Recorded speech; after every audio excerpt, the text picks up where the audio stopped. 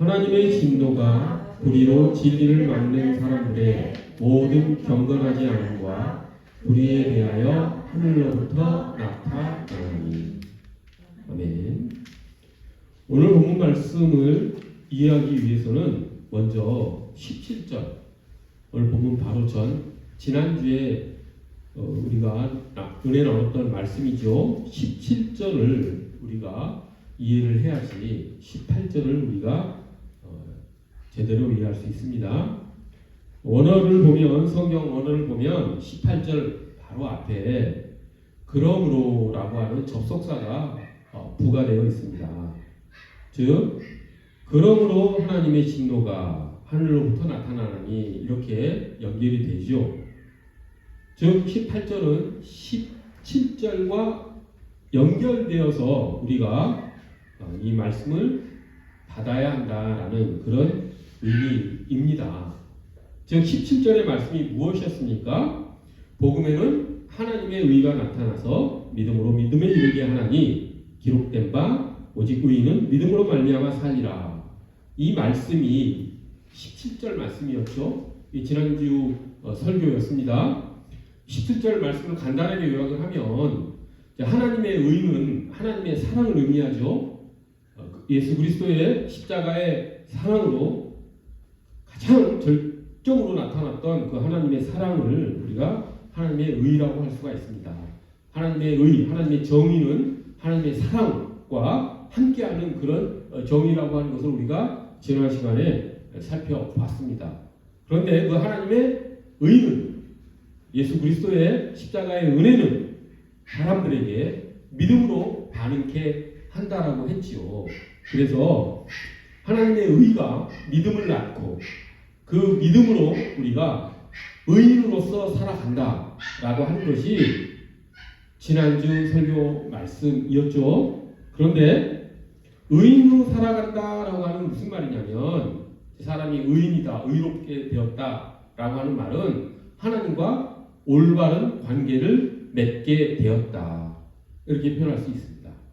다시 정리하면 그래서 하나님의 사랑은, 하나님의 의는, 예수 그리스도의 십자가의 은혜는 사람들에게 믿음을 주셨고 그 믿음으로 우리는 의인으로 살아간다. 근데 그 의인으로 살아가는 것은 하나님과 올바른 관계를 맺는 삶을 의미한다. 다른 말로 비유적으로 표현하면 하나님의 자녀로서 살아간다 라고 비유적으로 표현할 수 있습니다. 하나님 나라의 백성으로서 살아간다 라고 하는 말을 이롭게 살아간다, 하나님의 자녀로서 살아간다, 하나님의 백성으로서 살아간다, 천국 시민이 되었다, 구원받았다, 다 같은 의미를 가진 말씀이지요. 자, 이렇게 17절에서 로마서 전체의 주제가 되는 말씀을 선포가 됐습니다. 그리고 나서 바로 만약에 그렇지 않으면 무슨 일이 벌어질 것인가 라고 하는 것을 18절에서 선언하고 있는 것이죠. 하나님의 의에 따라 사람들이 믿음으로 반응하고 그 믿음을 통해서 우리가 하나님의 자녀로서 살아가는데 만약 그렇지 못하면, 믿음으로 반응하지 못하면 어떻게 되느냐라고 하는 것이 18절 말씀이라고 하는 것입니다. 즉 18절에는 이제 믿음으로 반응하지 않는 삶, 그 삶은 나오죠. 불의로 진리를 막는 사람들이다, 이렇게 표현을 합니다.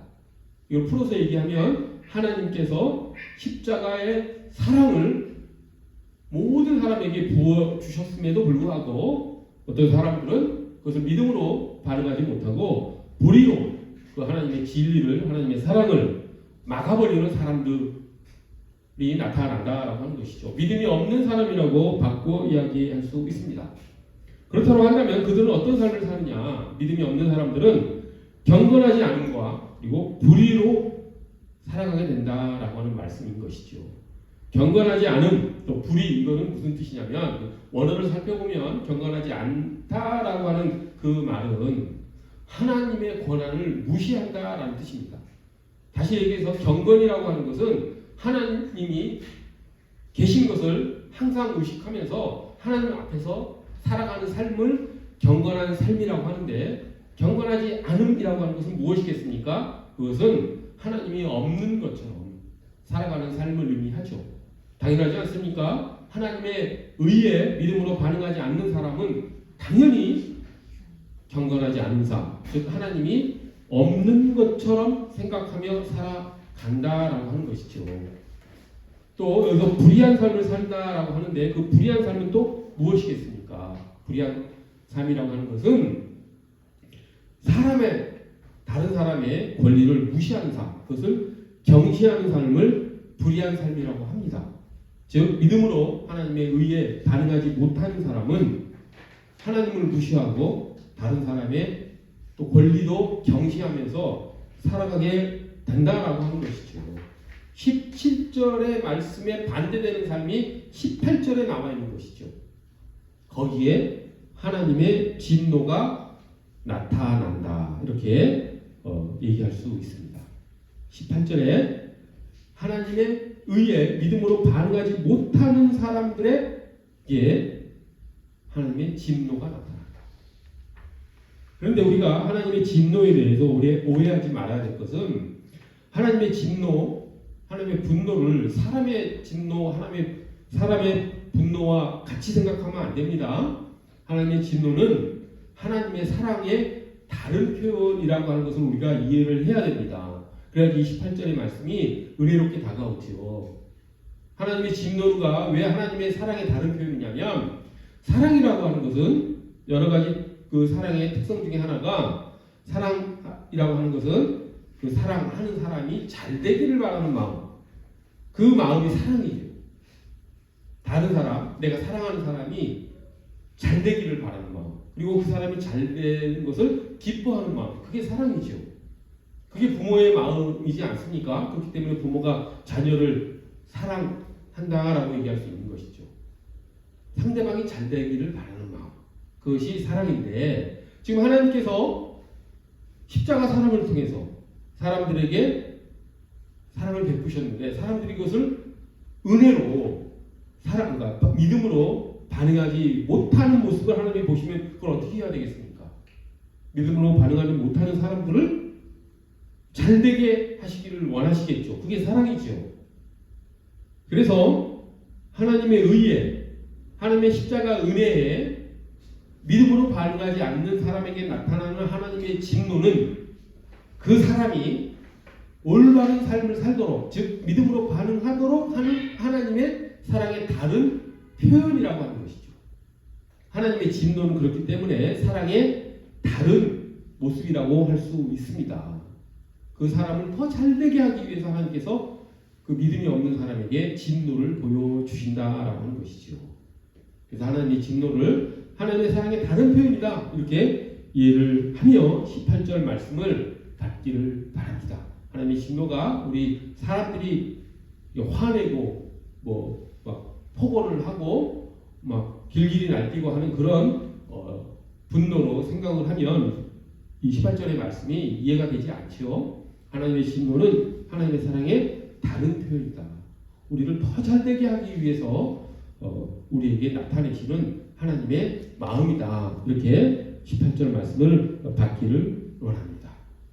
자, 그렇다고 한다면 이 하나님의 진노가 왜 이제 나타나는지를 잘 우리가 알게 됐습니다. 우리를 더 좋은 곳으로, 더 좋은 삶으로 인도하시기 위해서 진노를 하시는구나. 그게 사랑의 다른 표현이구나. 우리가 우리 뜻대로, 우리 원대로, 우리 마음대로 세상을 살아가게 되면 어떤 삶이 펼쳐질 것인가 라고 하는 것이 이제 진노의 결과겠지요. 하나님께서 우리의 삶을 우리 뜻대로 마음대로 살아가라 라고 하는 그 진노가 우리의 삶 가운데 나타났을 때 우리는 어떻게 될 것인가, 그 진노의 결과가 어떻게 될 것인가 라고 하는 것이죠. 그것은 어디에 나와 있냐면 본문 23절에 나와 있습니다.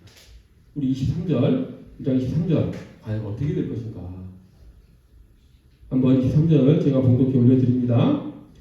썩어지지 아니하는 하나님의 영광을 썩어진 사람과 새와 짐승과 기어다니는 동물 모양의 우상으로 바꾸었느니라.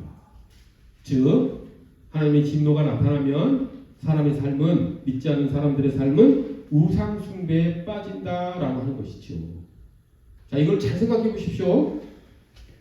성경은 그 의미가 인간의 실존의 가장 깊은 곳까지 들여다보면서 사람이 그렇게 될 수밖에 없는 길을 보여줍니다.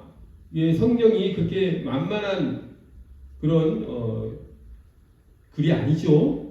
거기에 담겨있는 심리학적, 철학적 그 깊이가 우리 인간이 만들어내는 학문의 깊이로서 따라갈 수가 없습니다. 우리가 보기에는 뭐 새와 짐승과 기어다니는 동물 모양의 우상으로 바꾸었느니라 라고 하는 이 말이 좀 이해가 안 되게 들릴지 모르지만 믿지 않는 사람들의 삶이 우상 숭배라는 것을 우리가 조금만 깊이 생각해 보면 아 이게 진리구나 이렇게 되는구나 라고 하는 것을 깨달을 수 있죠.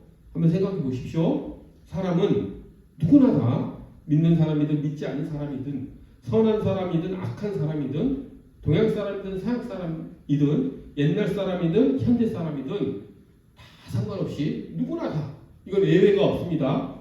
즉 실존이라고 하는 것이죠.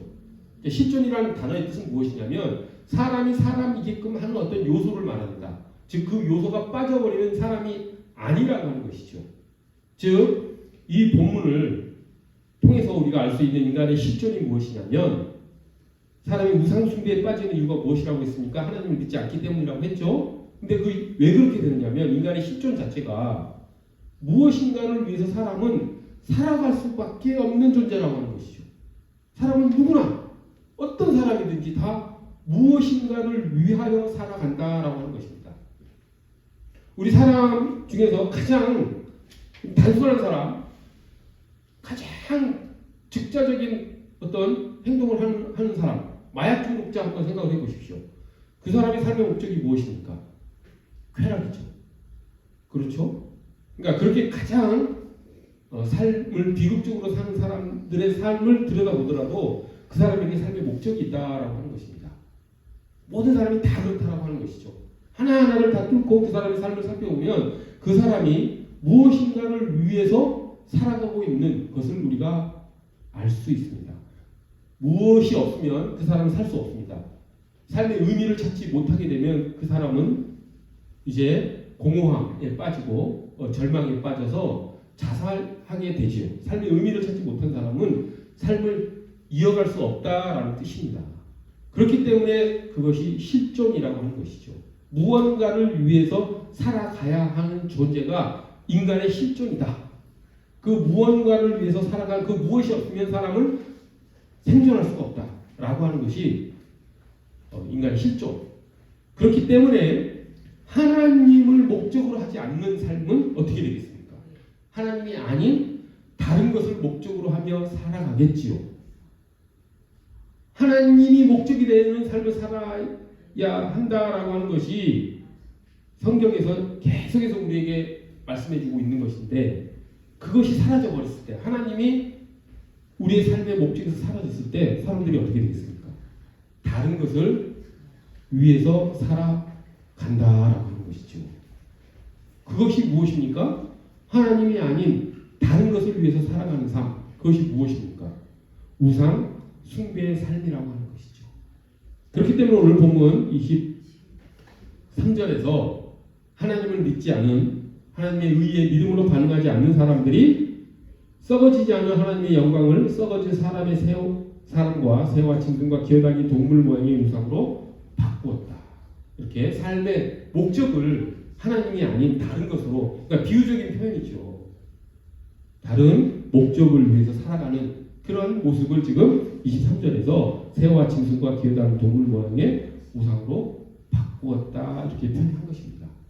즉 하나님에 의해 믿음으로 반응하지 못하는 사람들은 필연적으로 하나님이 아닌 다른 무언가를 위해서 살아가게 되고 하나님이 아닌 다른 무언가를 위해 살아가는 삶이 우상 숭배의 삶이라고 하는 것이죠.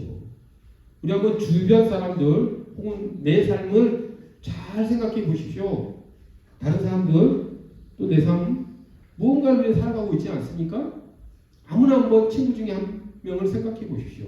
그리고 그 사람이 무엇을 위해 살아가고 있는가? 그 사람의 삶의 목적은 무엇인가? 라고 하는 거 한번 생각해 보십시오. 다 목적이 있는 삶을 살아갑니다. 그런데 그 목적이 무엇이냐? 라고 하는 것에 의해서 그리스도인인가 아닌가가 결정된다라고 하는 것이죠. 그렇기 때문에 23절에 하나님의 사랑에 믿음으로 반응하지 않는 사람들은 우상 숭배에 빠진다, 이렇게 23절에서 말씀하고 있는 것이죠. 자, 이제 우리 세 가지 다 살펴봤습니다. 하나님의 진노의 원인, 하나님의 진노의 방법, 하나님의 진노의 결과. 하나님의 진노의 원인이 무엇이었습니까? 믿음으로 반응하지 못하기 때문에 예수 그리스도께서 십자가에서 우리를 위해서 돌아가신 그 은혜에 믿음으로 반응하지 못하기 때문에 하나님의 진노가 나타난다. 그럼 어떻게 나타나느냐? 진노의 방법은 여러 가지가 있지만 오늘 본문에서 말씀하시는 진노는 그냥 그대로 살아가게 한다. 그 뜻대로 살아가게 한다. 마음대로 살아가게 한다. 그렇게 마음대로 살아가게 되면 사람은 무엇인가를 위해서 살아가는 존재, 그것이 인간의 실존이기 때문에 하나님께 믿음으로 반응하지 않은 사람은 하나님이 아닌 다른 것을 위해서 살아가게 된다. 그 다른 것이 우상이다. 그게 십계명의 제1조다라고 우리가 알 수 있게 되는 것이죠. 그래서 하나님의 진노의 원인, 하나님의 진노의 방법, 하나님의 진노의 결과는 우상숭배다라고 하는 것을 알 수가 있죠. 우상숭배의 결과는 모두에 말씀드렸지만 이제 사단의 자녀가 되는 것, 그 비극적 삶의 의미와 가치를 깨닫지 못하고 삶의 마지막을 맞이하게 되는 것이라고 했습니다. 자, 그러면 우리가 어떻게 살아야 되는가라고 하는 그런 의미, 그 이제 문제로 들어갔을 때 그것은 다시 17절로 돌아가게 되는 것이죠. 우리가 이 길, 우상 숭배 길로 빠지지 않기 위해서는 어떻게 살아야 되겠습니까? 17절의 말씀으로 다시 돌아가야 된다라고 하는 것이죠. 17절의 말씀이 무엇이었습니까?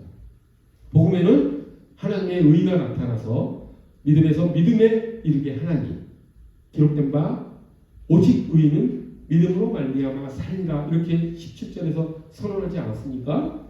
그렇게 살아야 된다라고 하는 것이죠. 하나님의 의가 무엇인지 우리가 깊이 깨닫고 그 하나님의 의가 예수 그리스도의 십자가의 은혜를 통해서 나타났고 그것이 우리를 향한 하나님의 깊은 사랑이고 값없는 은혜라는 것을 깨닫고 거기에 감사함으로 우리가 사랑을 받으면 우리가 어떻게 반응하는 것이 가장 자연스럽습니까? 감사로 반응하게 되죠.